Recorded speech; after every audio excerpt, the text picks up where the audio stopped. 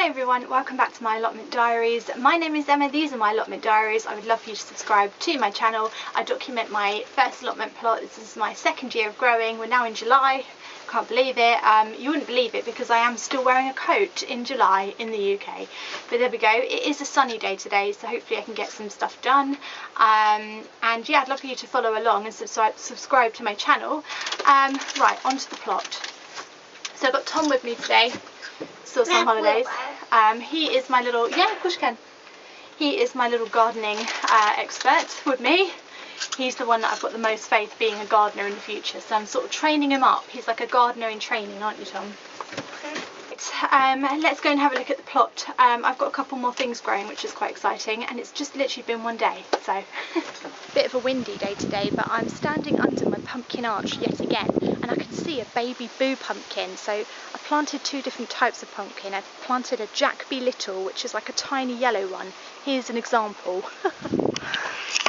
Can't believe I've got examples, but here's an example. This will go orange and it probably won't get very much bigger than that, and it's a Jack Be Little pumpkin.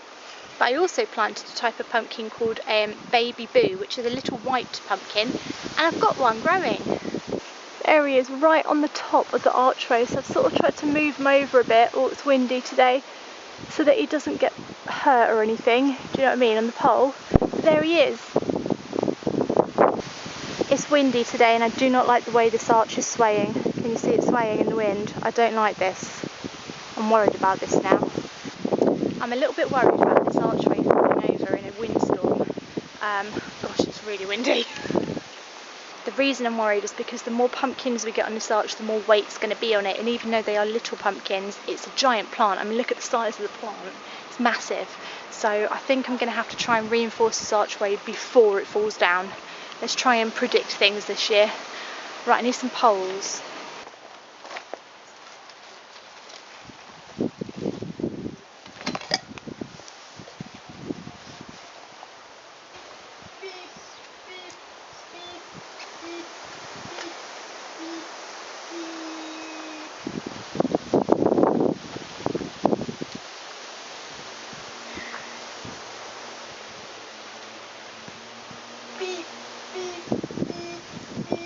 What I'm basically doing is just pushing the poles into the ground really deep, and then I'm going to tie the archway to the poles. Hopefully that just gives it a bit more security, hopefully.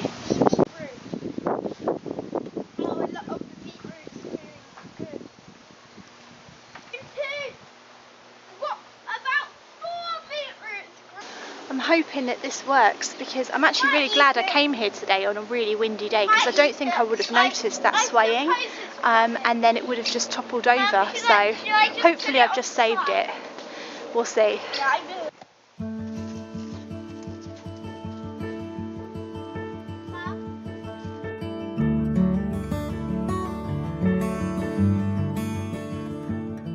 Right, I'm really hoping that I've managed to secure this a bit better now, because the last thing I want is the thing that's growing the best to actually fall down and die.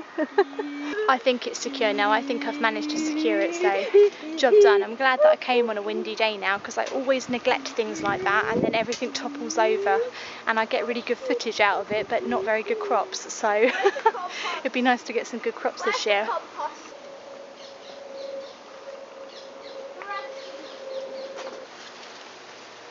Right, here we go with the courgettes again, and I've got hundreds as predicted, so I'll just pick them all and I'll show you how many I've got today. This is I've probably left this about 4 days, which is like big mistake in courgette land.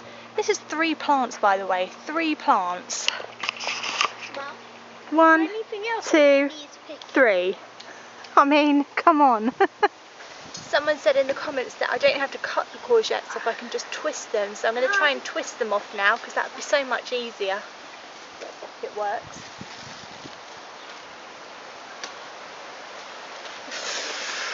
It didn't work. Alright, I'm going to have to get my scissors and cut them. Oh, it's another giant marrow of a courgette. Fantastic. Why don't the slugs eat these? They eat the leaves, but they don't eat the bleeding courgettes. It would just be like the best thing for the slugs to eat. I wouldn't mind if they ate these. Oh, so close! Oh, so... There he is. I'll take the top off. So, Count them now. the courgette glut continues. I'm just getting hundreds of them now. We've got 4 from this round. We've got 4 from this round, that's right, 4. And the slugs and snails have not even touched them. Isn't that nice of them to leave me all the courgettes and eat everything else? Probably they don't like courgettes. So what have I been doing with them? Well, I've made a chocolate courgette cake. I've done spiralised courgette, which is basically I've just used it as a noodle in a stir fry instead of noodles. I've grated them and thrown them into a bolognese, and I've sliced them and frozen them as well. So I'm coming up with lots of other ideas as well, and as I come up with them I will let you know. But I'm basically just trying to eat courgette with everything at the moment.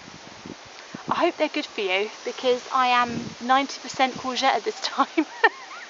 That's what I'm now made up of, courgette.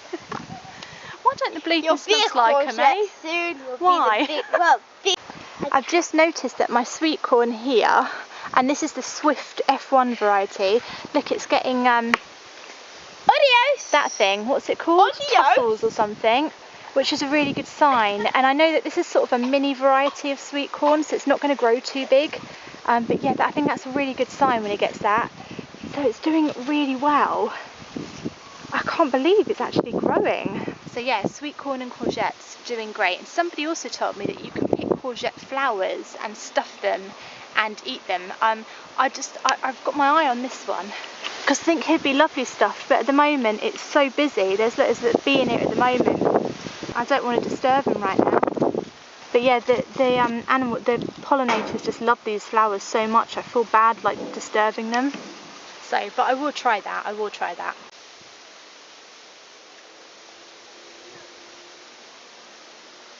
Sorry, it's so windy today. I don't even know if any of this is going to be able to be hearable. But on my gladiolus, I've got some flowers coming too now.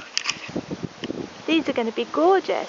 Absolutely gorgeous. So I've got all the gladiolus coming to flower at the front, the dahlias at the back, I've got the cosmos over here, and then right down here, this is where I replanted calendulas, and they haven't died, and they don't look close to flowering yet, if I'm honest, but the point is they have not died. Like I said, the flower bed is really coming into its own. It's very, very exciting. This is going to be an absolutely spectacular, beautiful flower bed, and that hopefully I will have the courage to cut some, because sometimes I just don't want to cut flowers because I love looking at them so much, but hopefully I'll be able to cut some this time.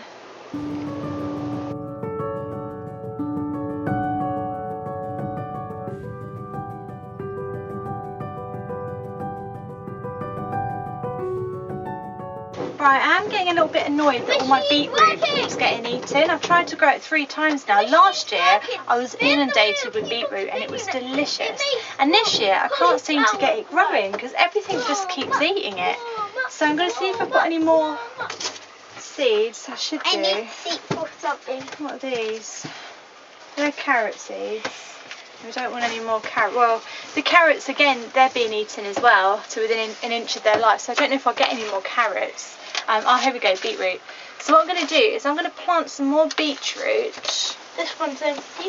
In different places around the plot, and just see where I can make it germinate without the slugs and snails getting to them, because they can't be everywhere, can they? No. Can they? Yes, probably, but we're going to try.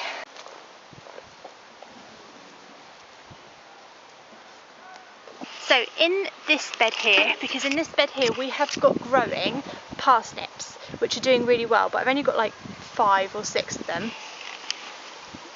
But they're doing amazing. You've got 7 of them. 7 of them, right, thank you, Tom.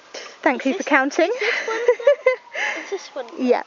But yeah, so I've only got 7 of them growing, but I've got lots of room in between, and I'm going to sow some radishes. And the radishes that we're growing are white icicles. They're kind of like long white ones, which should be really delicious and ready quite soon.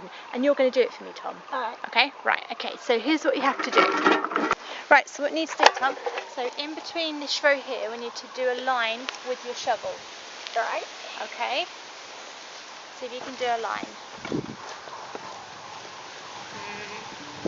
Sort of. See if we can make it a little bit straighter. Not that fussy, but just a bit. All the way along. A bit wobbly up there. That's fabulous. Right, hold up your hand. Now down a little bit.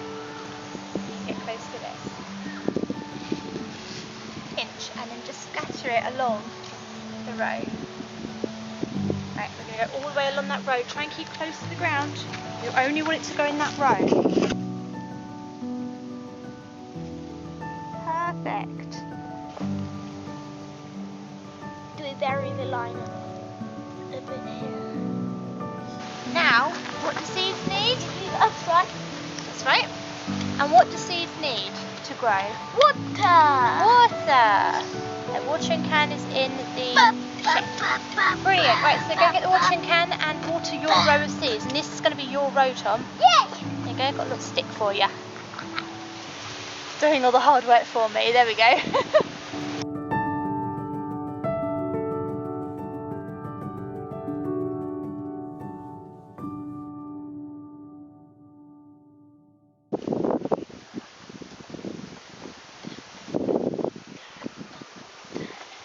Right, I'll whack the beetroot in front of the tomatoes. I don't know if it's going to do any good, but there doesn't seem to be any snuggled snails here, so... We've got.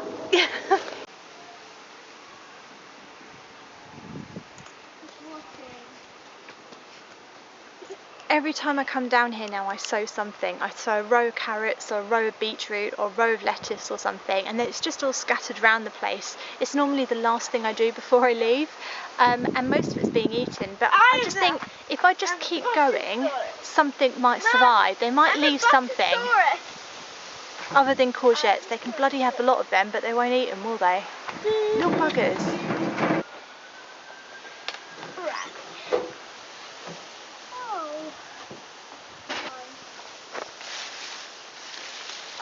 Right, do you want to come pick some spinach for the piggies? Yeah.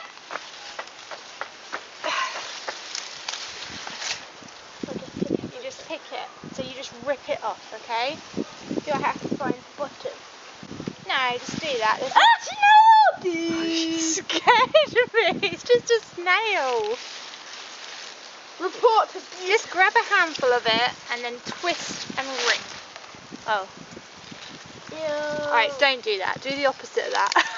Ew. That didn't work. Pick. Pick as many as you want. This one looks juicy.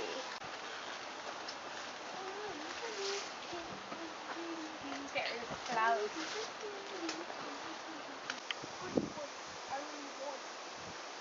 Thank you, Tommy. So we got massive courgettes and we've got a great big pile of spinach, and Tommy managed to find some tiny beetroots, which maybe I'll be able to do something with at home. We will find out, eh Tom? Yeah. We're not really getting crazy amounts of harvest at the moment here, but I have hope because the potatoes are growing, I've got the sweet corn on the go, I've got the courgettes still giving me hundreds, the pumpkins are coming into their own, I've just planted radishes, beetroot, I've got things growing at home, and the tomatoes have yet to do anything useful. So we've got stuff on the way, so it's all very positive and exciting here at the moment, considering that I thought we would get nothing, and we might even get a sunflower too.